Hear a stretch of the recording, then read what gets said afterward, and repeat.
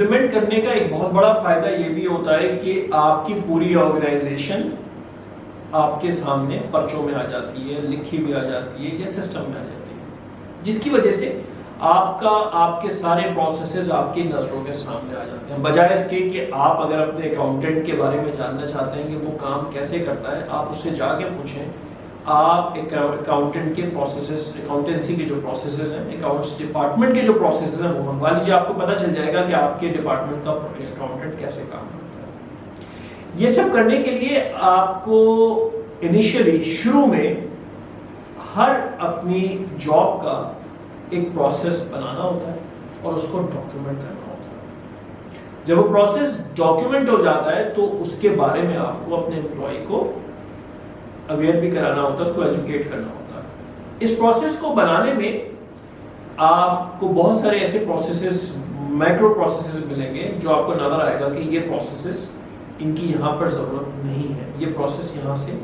نکالا جا سکتا ہے، یہ ایکسٹرا پروسیس ہے، یہ میرے امپلائی کے اوپر لوڈ بڑھا رہا ہے، اس کی پروڈکٹیوٹی کچھ بھی نہیں۔ اس جیسے بہت سارے میکرو پروسیسز اس پروسیس میپنگ کے درمیان نکل جاتے ہیں، جس کی وجہ سے اوور آل امپلائی سیٹسفیکشن بھی بڑھ جاتی ہے۔ امپلائیز کو نظر آتا ہے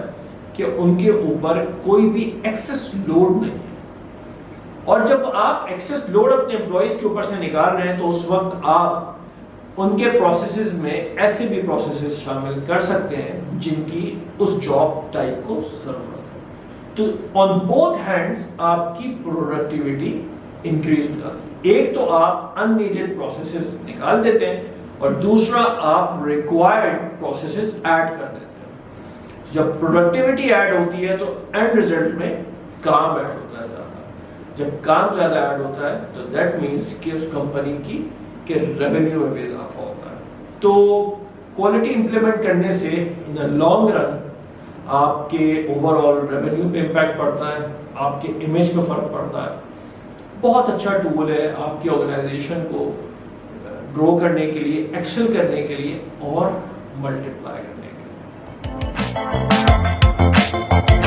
لیے۔